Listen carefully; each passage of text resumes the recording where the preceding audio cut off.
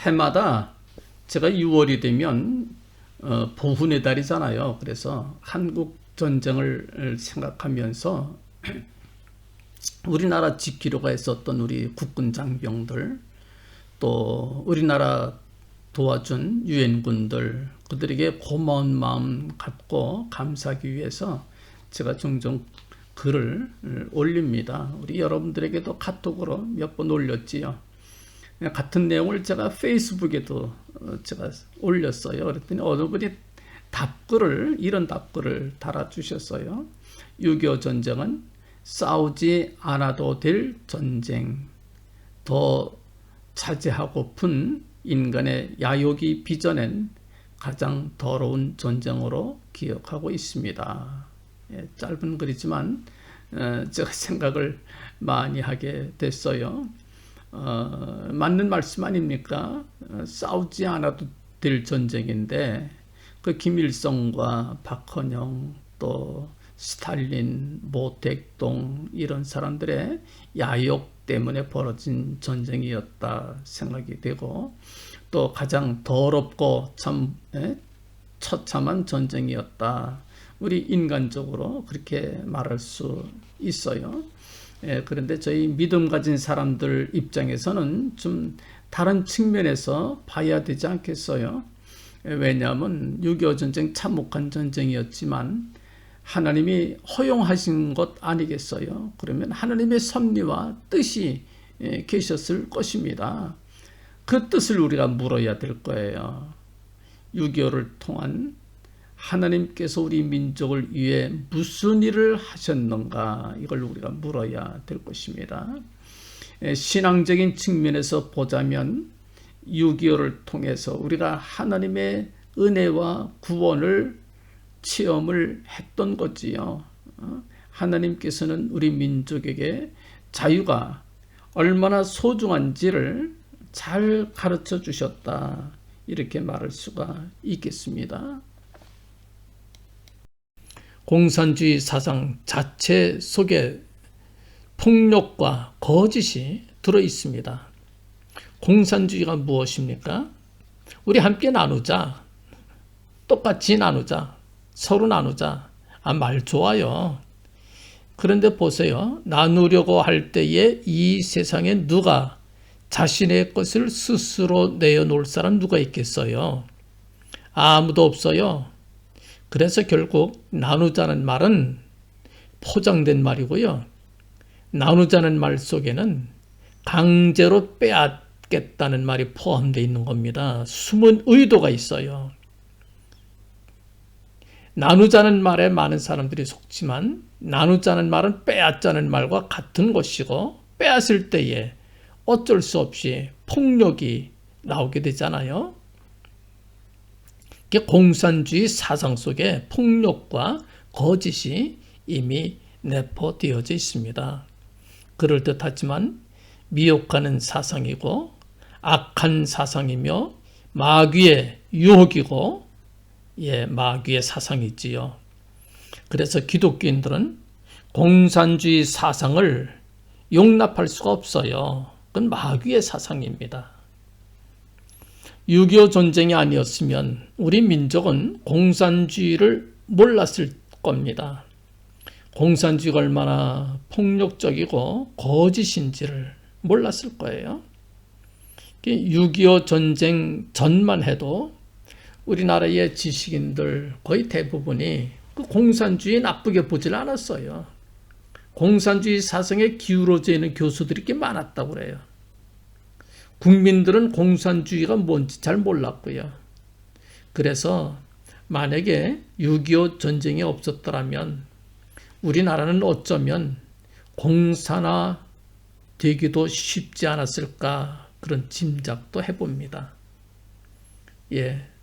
뼈아픈 일이었지만, 비참한 일이었지만 6.25를 통해서 우리 민족이 공산주의가 얼마나 무섭고 악한 사상인지를 아주 절감을 했지요. 절감을 했어요. 값비싼 교훈을 받은 겁니다. 저희는 고통의 역사를 잊어버려서는 안 됩니다. 본문의 성경 말씀에도 모세는 자기 백성들에게 눈으로 본 것을 잊지 말라고 신신당부해요. 이거 잊어버리면 그 고통의 역사가 되풀이 되거든요. 고난의 역사가, 눈물의 역사가 다시 반복되지 말아야 되지 않겠어요? 그러려면 눈으로 본 것 잊어버리지 말라. 이 이야기를 대대후손 전해주라고 그렇게 우리에게 당부를 합니다. 우리가 6.25 한국전쟁을 생각하면서 저희가 반드시 잊지 말아야 할 것들이 무엇인가 생각해 보게 됩니다. 참혹했던 6.25 한국전쟁을 통해 우리가 잊으면 안 되는 그런 고마운 분들, 희생들이 있었어요. 예, 잊으면 안 됩니다. 그 고마움을 우리가 잊으면 안 됩니다. 첫째, 우리 국군 장병들 너무 고마워요. 얼마나 수많은 국군 장병들이 이름도 모르는 산과 들 골짜기에서 피 흘리며 죽어가는지 몰라요. 그들 모두가 사랑받는 엄마와 아빠의 아들들이었고, 사랑받는 부인의 남편들이었고, 사랑하는 자녀들의 아빠들이었습니다. 그들 덕분에 우리나라 보존된 것이지요. 그들의 희생 덕분에 우리는 이렇게 행복하게 살고 있는 거예요. 우리 국군들이 얼마나 용감하게 잘 싸웠는지 몰라요. 6.25를 통해 우리가 본 것은 우리 국군들은 좀 뭐라 그럴까요? 허블렁하게 보이지만 막상 전투에 임해서는 우리 국군들이 얼마나 용감했는지 몰라요. 심지어 우리가 싸움에 불리해서 후퇴할 때에도 우리 국군들은 최선 다해서 싸우면서 후퇴를 했습니다. 공산군은 안 그래요. 공격할 때는 뭐 아주 승승장구 신나게 싸우지만 싸움에 불리하다 그러면 그냥 무너지고 말아요. 예. 그들도 우리 동포들입니다. 우리가 미워할 필요가 전혀 없어요. 그들도 억지로 끌려온 것 뿐이지요. 그래서 자유민주주의가 좋은 걸 알기 때문에 이제 기회만 있으면은 항복을 하고 대한의 품으로 들어오려고 애를 썼던 겁니다. 인천 상륙 작전이 성공해서 우리가 공격할 때에 북진할 때 보면은 그냥 무너지고 말았어요. 북한군들은. 그러나 우리 국군들은 후퇴할 때에도 최선을 다해 방어하면서 질서정연하게 후퇴를 했다고 그럽니다. 전쟁 초기에 우리나라 수도 서울이 3일 만에 공산군에게 점령당했다. 그러니까 많은 사람들이 생각하기를 우리 국군들이 그냥 뭐 싸워보지도 않고 그냥 후퇴만 한 줄 알아요. 여러분들 그거 아닙니다. 사실은 그렇지 않아요. 당시 우리 국군에는 육군, 대포도 전차도 없었어요. 그러나 공산군들은 전쟁 준비를 미리 다 해놨습니다. T-34 소련제 탱크를 몰고 내려왔어요. 우리는 그때 탱크가 한 대도 없었어요. 바추카포도 없었어요. 그러니 여러분들 생각해 보세요. 소총으로 어떻게 탱크를 막을 수 있겠습니까? 소총으로 탱크를 물리칠 수 있나요? T-34 소련제 탱크는 최고 속력이 시속 55km까지 납니다. 당시 38선에서 서울까지 최단 거리가 48km였어요. 여러분들 최고 속력 내지 않더라도 6월 25일 새벽 4시에 북위 38도선 전역에 걸쳐 총공격을 했으니까 아무리 늦어도요 그날 10시 전에 서울에 진입할 수가 있었어요. 탱크를 우리가 어떻게 막습니까? 탱크를. 보병은 탱크 앞에서는 속수무책이에요. 총 아무리 쏴도 탱크 뚫지 못합니다. 그럼에도 불구하고 그 열악한 환경 속에서 바추카포조차도 없는 소총 들고요. 얼마나 용감하게 싸웠는지. 인민군 탱크가요. 6월 28일 새벽 돼서야 서울에 도착하게 됩니다. 6월 25일, 26일, 27일 3일 동안을 우리 국군들이 소총만 가지고 탱크를 물리친 거예요. 여러분들 상상이 됩니까? 뿐만 아니라 춘천 전투에서는요, 대성을 거둬요. 탱크 위에 올라가서 수류탄 집어넣어서 탱크를 폭파시키고요. 춘천에서 그런 사건이 있었고, 의정부 근처에서 임진강 아래에서 우리 국군들이 정말 최선 다해서 용감하게 싸웠습니다. 기억하세요. 우리 한국군들이 얼마나 용감하게 싸웠는지 그 참전했던 유엔군 지휘관들도 감명을 받았고요. 유엔군들이 감명을 받고 한국군들이 열심히 싸우니까 참전했던 유엔군들도 그렇게 싸우게 된 거예요. 여러분들, 우리가 깨부렸으면요, 우리가 슬슬 눈치 보면서 깨부렸으면은 유엔군들 그렇게 생명 다해서 싸우지 않았을 거예요. 그러나 우리가 죽자 살자 싸운 거예요. 죽음을 무릅쓰고 싸운 거예요. 용감하게 싸운 거예요. 여러분들 참 우리 국군 장병들 너무너무 감사하고 뜨겁게 박수 쳐야 됩니다. 너무너무 감사해요. 메가더 장군이 6월 25일 새벽에 북한 군들이 남침했다라는 소식을 듣고 그 근무 중이던 동경에서 1950년 6월 29일 급하게 한국으로 날아왔어요. 비행기 타고. 수원 비행장에서 곧바로 그냥 한국 국군들이 방어 중이던, 여러분들 그 얘기 들었을 거예요. 최전방 영등포 와가지고 일대 쭉 순찰하고. 근데 우리나라 병사 하나가 참모 속에서 인민군들 코앞에 와 있는데도 꿋꿋이 지키고 있는 겁니다. 놀란 거예요. 메가더 장군이 가서 물어본 거예요. 병사, 자네는 언제까지 이 참호 속에 있을 것인가? 그때 그 사병이 뭐라고 대답했는 줄 아세요? 이렇게 대답해요. 각하, 저는 군인입니다. 군인은 명령에 따를 뿐입니다. 저의 상관이 철수하라는 명령이 있을 때까지 여기에 있을 겁니다. 메가더 장군이 감동했지요. 그 유엔군들이 그 감동 속에서 우리나라 전투에 임했던 걸 우리가 보게 됩니다. 수많은 전투, 수많은 증언들, 우리 6.25 때 얼마나 그런 그 승리에 용감하게 싸운 이야기들이 많은지 몰라요. 그들이 누굽니까? 우리들의 아버지들, 형들, 우리 바로 전 세대 분들이에요. 우리의 자랑스러운 국군 장병들입니다. 수많이 희생당했어요. 그분들이 피 흘려 지킨 우리나라 조국입니다. 이제 또다시 전쟁 난다면, 그 다음엔 우리가 나가서 싸울 거예요. 하나님께서 우리에게 맡기신 나라, 우리의 생명 바쳐서 이 나라 지킬 것입니다. 두 번째, 우리가 감사해야 할 분들이 또 있어요. 누굽니까? 유엔군들이지요.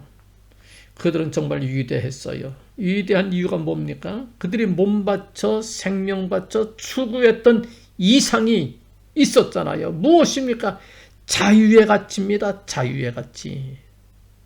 이 자유의 가치가 위대하기에 그들의 헌신과 그들의 희생이 또 위대한 것이었지요. 인간은 자유로울 때에 최고의 능력을 발휘할 수 있어요. 그래서 자유는 우리에게 참된 보람과 번영과 행복을 가져다 줍니다. 자유민주주의를 지키는 것은 인류 보편적인 최고의 가치, 자유를 지킨다는 말이지요. 우리 주님께서도 이 땅에 오신 것, 우리 주님께서 이 땅에 오신 것도 우리에게 자유를 주시기 위하여, 그냥 자유입니까? 참 자유, 참 자유 주시기 위하여 이 땅에 오셨어요. 갈라디아서 5장 1절에 이렇게 말씀합니다. 그리스도께서 우리로 자유케 하려고 자유를 주셨으니 그러므로 굳세게 서서 다시는 종의 멍에를 매지 말라. 예. 우리를 자유하게 하기 위하여 주님이 이 땅에 오셨습니다. 참 자유 주시기 위하여 이 땅에 오셨습니다. 그래서 자유를 누려야 되는 것이 우리의 책임이요, 우리의 의무예요. 우리의 권리도 되고. 우리에게 참 자유를 주시려고 당신은 속박을 당하셨습니다. 고난을 당하셨어요. 쇠사슬에 묶인 정도가 아니라 십자가에 높이 달려 못이 박혀 매 달리셨습니다. 그런 그 끔찍스러운 속박이 세상에 또 어디 있겠어요? 왜 주님 속박을 당하셨느냐? 예, 우리를 대신한 속박이지요. 우리에게 참 자유를 주시기 위하여 우리 주님께서 속박을 당하신 것입니다. 골방에 갇히신 것이 아니라 대낮에 공개적으로 속박을 당하셨어요. 그래서 우리 주님께서 주시는 자유는 참된 자유입니다. 영원한 자유지요. 우리를 가장 행복하게 만들어주고 우리에게 큰 기쁨을 안겨주는 참된 자유, 그것을 위하여 주님께서 친히 고난 당해 주셨습니다.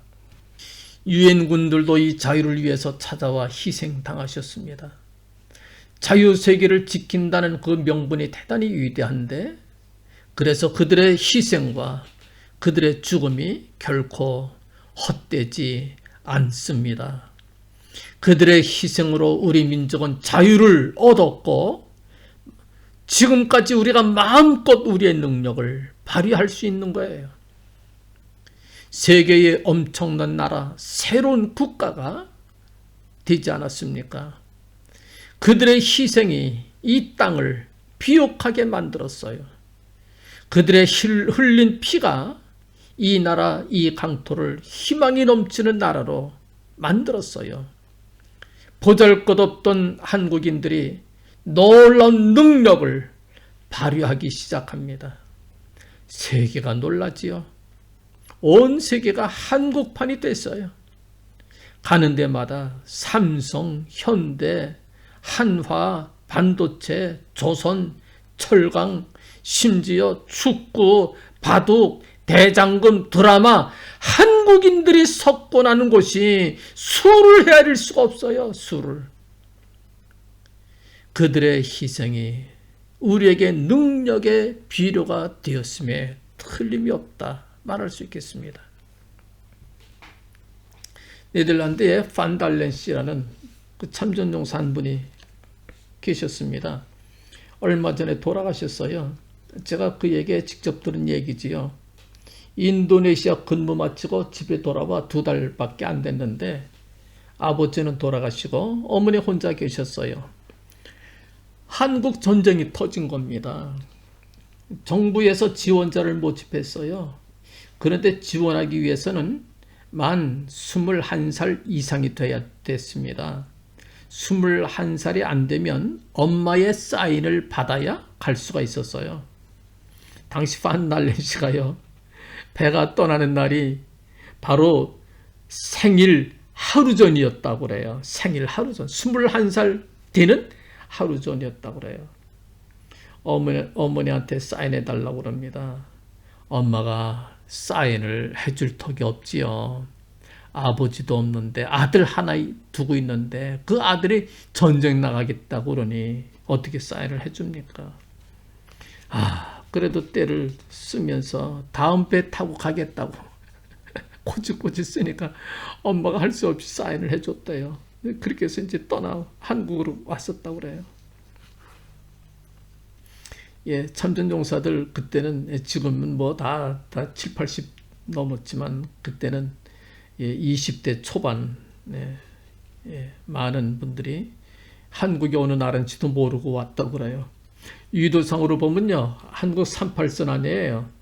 근데 요 마인츠가 유도 50도 선이 마인츠 시내를 통과하고 있거든요. 네덜란드는 유도가 57도인가 그래요. 유도가 57도인가 그래요. 꽤 높잖아요. 그러니까 한국을 생각할 때에 그냥 그 얕잡아 본 거예요. 저 그냥 아래쪽 더운 나라쯤 되겠다. 근데 한국 와서 보니까 겨울이 얼마나 추워요. 무시무시하게 춘 거예요. 겨울은 또 습도가 높아서 얼마나 무덥습니까? 고생들 이만저만 안 했어요. 어느 참전용사는 나한테 그런 얘기를 하더라고요. 참 제일 어려웠던 거는 그 적군보다도 모기가 더 무서웠다고 그런 얘기도 해요. 적군보다 모기가 더 무서웠다 그런 얘기도 해요. 어느 참전용사 콕소른 씨라고 하는 분은 중공군들이 인해 전술을 공격할 때에 이게 끝도 없이 올라오는 거예요. 인민군들이 그냥 그 기관총으로 난사를 하는데 총알은 떨어져 가는데 끝없이 올라오는 거예요. 이 중공군들이 인해 전술 여러분들이 아시지요? 숫자가 많으니까 그냥 바다처럼 몰려오는 거예요. 이 양반이 그때 놀래가지고요. 죽는 줄 알고 놀래가지고 패닉 빠져가지고 정신병 걸렸어요. 그것 때문에.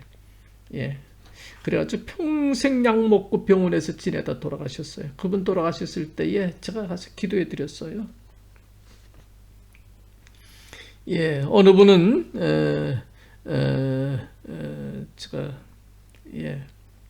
어느 분은 이 온몸에 파편이 5개가 다 큰 건 다 뽑아내는데 조그만 건 남은 게 5개가 여기저기 박혀 있더라고요. 저보고 만져보라고 그래서 다 만져보진 않고 한두 개는 제가 만져봤어요. 살 속에 그냥 있더라고요. 얼마나 고생들하고 얼마나 전우들 죽어나가는 거 끔찍한 거 다 보고 참 그랬다고 그래요. 여러분들 그 전쟁에 보낸 그 식구들 또 마음은 또 어떻겠어요? 그 부인들 또 자녀들 또 부모님들 네덜란드 아들들 보내고 나서 부모님들이 제일 무서워했던 사람이 있어요. 네덜란드에 부모님들이 제일 무서워했던 사람 저보고 맞춰보래요. 제가 못 맞췄는데 이 얘기를 해줘서 제가 알아들었어요. 목사님이 제일 무서웠대요. 목사님들, 신부님들. 왜 목사님들과 신부님들이 무서웠는가 하니 정부에서 전사자 통지를 우체부를 시키지 않고 목사님들과 신부님들에게 시켰대요. 편지를 전사자 통지문을 들고 가는 거예요. 목사님들이 신부님들이 그래서 동네 목사님들이나 신부님들이 나타나면요 온 동네가 긴장을 했대요. 창밖을 내다보면서 누구네 집으로 들어가나. 자기 집을 향해서 들어오면요 엄마 아빠들이 안절부절하는 공포에 질립니다. 공포에 질려요. 그러다 자기 집 앞을 지나가게 되면은 그 다음에 한숨을 놓는 거예요. 휴, 우리 아들이 아직 살아있구나. 그렇게 해서 전사자 5만 8천 명이 죽어요. 부상자 48만 명, 실종자 포로까지 합하면 54만 6천 명이 희생을 당했습니다. 수많은 외국 젊은이들이 우리나라 와서 싸우다가 죽었어요. 이들에게 우리 한국은 또 그들에게 또 다른 조국이 되는 거지요. 16개 나라의 젊은이들이 와서 도와줍니다. 그 중에는 터키군도 있었어요. 6.25 전쟁이 한창이던 1951년 4월 22일 터키군 통신장교 고넨츠 중위는 자기 부대가 중공군에게 포위를 당했어요.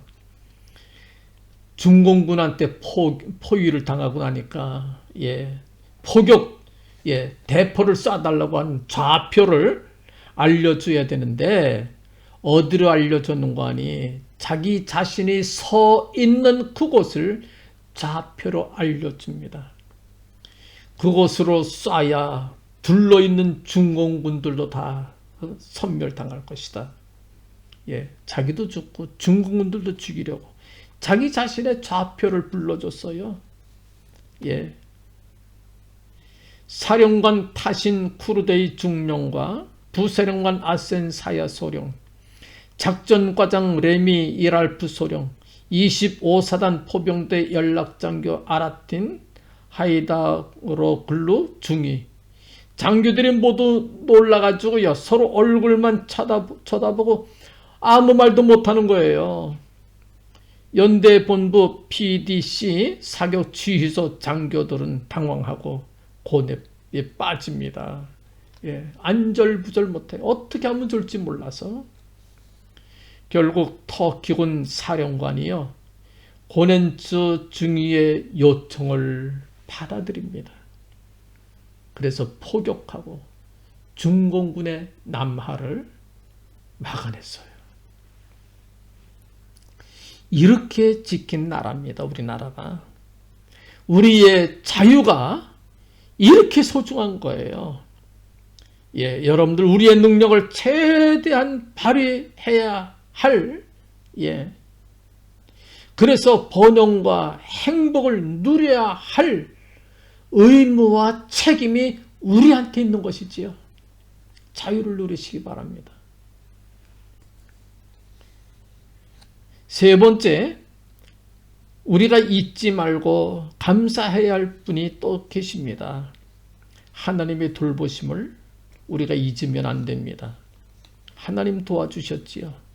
고난 속에서도, 고통 속에서도 기적처럼 저희 민족을 지켜주셨습니다. 전쟁 중에 수없는 위급한 순간마다 치유관들이 기도했어요. 치유관들만 기도한 것이 아닙니다. 이승만 대통령도 기도했고요. 대통령만 기도한 것이 아닙니다. 온 국민이 함께 기도했어요. 우리나라 대통령만 기도한 것이 아닙니다. 미국 대통령 트루먼도 기도했어요. 전 국민들한테 기도를 부탁하고 미국 국민들이 또 기도합니다. 그때마다 하나님 도와주셨어요. 위기를 모면하도록 도와주셨어요. 김일성 군대는 전쟁을 일찍부터 미리 준비를 해놨어요. 기습을 한 겁니다. 저희는 준비를 못했다가 방심하고 있다가 완전히 허를 찔려버렸습니다. 뭐 순식간이지요. 한반도 점령되는 게 아주 큰일 날 뻔했어요. 하나님 막아주지 아니하셨으면 우리나라 정말 큰일 날 뻔했어요. 먹힐 뻔했어요. 얼마나 급했던지 하나님이요, 천사들까지 보내지 않았습니까? 천사들 누굽니까? 유엔군들. 저희 민족에겐 하나님이 보내신 천사들이에요. 얼마나 고마운지 몰라요. 그들이 무슨 혈연이 있나요? 뭐 우리나라와 무슨 사연이 있나요? 아무것도 없어요. 우리의 자유를 위해 달려온 겁니다. 자유가 소중해요. 자유를 여러분들 지켜야 됩니다. 우리는 하나님의 사람들을 가리켜서 병거와 마병이라고 부르는 성경 구절들을 우리가 읽을 수가 있어요. 예, 마병과 병거, 예, 요즘 말로 표현하면 탱크요, 미사일을 가리키는 거예요. 누가? 하나님의 사람들, 누가? 기도하는 사람들이 그렇다, 그런 말이지요. 엘리사는 승천하는 엘리야를 보면서 내 아버지여, 내 아버지여, 이스라엘의 병거와 마병이여, 그렇게 소리쳐서 불렀지요. 엘리사 마음에는 엘리야, 자기 스승이, 예, 이스라엘을 지켰던 마병과 병거였던 거지요. 근데요, 엘리사가 죽게 되고 나니까 이스라엘 왕 요아스가 찾아와가지고 똑같은 얘기를 또 해요. 내 아버지요, 내 아버지요, 이스라엘의 병거와 마병이요. 예, 요아스가 보기에도 이스라엘을 지키는 사람이 군인들만이 아니라 기도하는 사람, 하나님의 사람 엘리사가 지키고 있었다라고 하는 것을 요아스가 고백하는 거지요. 예, 아람 군대로 말미암아 이스라엘을 지켜주었던 이스라엘의 병거와 마병이었다. 여러분들 이 사실인 것 같아요. 기도하는 사람 이사야 선지자가 하나 있으니까 아수르 군대가요 중동 전체를 다 속보내는데 조그만 나라, 코딱지만한 나라 유대 왕국을 점령하지 못하고 쫓겨나요. 예, 누구 때문에 그렇습니까? 하나님이 도와주시는 거지요. 이사야가 있는 동안에 아수르가 침공 못했습니다. 여러분들, 제가 이 얘기 왜 하는고 하니 바로 6.25 전쟁 터지기 직전에 춘천에 중앙감리교에서 부흥회가 열렸어요. 그 당시에는 보름 동안 부흥회를 했다고 그래요. 저희 고향 땅이 그쪽이기 때문에 예, 실제 목격자의 증언을 제가 들었습니다. 돌아가신 지용군 원천교회 지용군 장로님한테 제가 직접 들은 얘기예요. 얼마나 뜨겁게 기도했고 얼마나 뜨겁게 나라와 민족을 위하여 기도했는지 몰라요. 예, 하나님께서 기도를 시키신 뜻이 계셨습니다. 그 후에 전쟁이 터진 거지요. 근데 다른 우리 38선 전 지역에서 인민군들 남할 때에 전 지역은 우리 국군들이 열심히 싸우긴 했지만 그래도 무기가 없으니까 다 뚫렸어요. 그러나 춘천 지역만큼은 뚫리지 않았습니다. 인민군 탱크, 예, 그 수류탄 가지고 꼭대기 올라가서 뚜껑열을 집어넣었어요. 누가 그랬습니까? 국군제 6사단 7년대 대전차중대 제2소대장 심일 소위하고요. 예, 그 특공대가 춘천 옥산포에서 남하하는 적탱크 2대를 특공조 5명과 함께 폭파시켰어요. 그럴 뿐만 아니고 예, 국군제 6사단장 김종호 대령이 바로 그 전해에 미군들이 철수할 때에 철수하는 미군들 찾아가서요 빌었어요. 기관총 2대만 좀 제발 달라고. 그래야지 기관총 2대를요 춘천 가면 봉의산이 있습니다. 그 산 자락에다가 딱 2대 설치해놓고요. 예, 여러분들 그렇게 해서 인민군들 예, 제2군단 소속 3개 사단이 춘천 방면을 향해서 뚫고 들어왔어요. 2사단, 7사단, 15사단 병력 4만 명의 병력이 몰려들었습니다. 우리 국군은 6사단 국군은 몇 명인 줄 아십니까? 9,300명에 9,300명. 예. 예. 그때 예, 그 봉의산 자락에 있는 소총 기관총 2대로요. 그 무슨 강인가요? 춘천 밑으로 흐르는 예, 그 강 백사정이 길었습니다. 그냥 새까맣게 오는 그 인민군들 향해서 그 봉의산에서 그냥 그 기관총을 쏴댄 거예요. 얼마나 기관총을 쐈는지 시뻘겋게 달아요. 그 옆에 있는 사병이 수통에 있는 물을 부어서 식혀가면서 쐈어요. 예, 그렇게 해서 3개 사단, 1개 분단 병력을 섬멸을 합니다. 뿐만 아니고 우두평야에서 적 1개 사단을 섬멸시켰고요. 6월 28일 학봉리와 원장고개 일대에서 국군 북괴군 1개 대대가 아군 7년대에 의해서 섬멸당했고요. 홍천 북방 말고개에서 아군 6사단 2연대 조달진 1병 등 11명이 결사대를 만들었어요. 적탱크 11대를 격파시켰어요.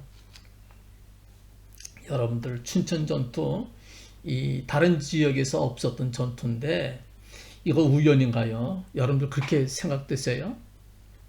딴 사람은 우연이라고 그럴지 몰라도 여러분들, 믿음 가진 사람들 눈으로 볼 때는 결코 우연이 아닙니다. 하나님도 오신 거예요. 하나님도 오신 거예요. 이게 어떻게 우연입니까? 이게 어떻게. 예, 춘천의 성도들의 눈물 어린 기도에 하나님 응답해 주신 거지요. 예. 6.25 전에 춘천을 강타시켰던 성령의 뜨거우신 역사가, 예, 춘천 대승리와 결코 무관하다고 얘기할 사람 누가 있겠어요? 전쟁은 군인들만 하는 것이 아닙니다. 믿음의 사람들, 기도의 사람들, 의로운 사람들 10명이 성을 지킬 수 있는 거예요. 믿으시나요? 애국은 말로만 하는 것이 아닙니다. 예, 기도로 하는 것이지요. 무릎으로 하는 거예요. 싸움은 전선에서만 하는 것이 아닙니다. 후방에서도 하는 거지요. 우리가 시밀 소유님처럼, 조달진 일병님처럼 혁혁한 공을 세우진 못한다 하더라도 하나님 앞에서 이 나라 묵묵히 지키는 우리 믿음의 사람들, 병거와 마병의 사명을 다 해야 되지 않겠어요? 눈으로 본 것들 잊지 말라. 말씀하신 말씀 우리가 명심해야 될 것입니다. 우리 6.25를 잊지 않고 나와 내 후손들에게 그대로 알려주고 전해주는 저와 여러분들 되시기를 간절히 바랍니다. 아멘.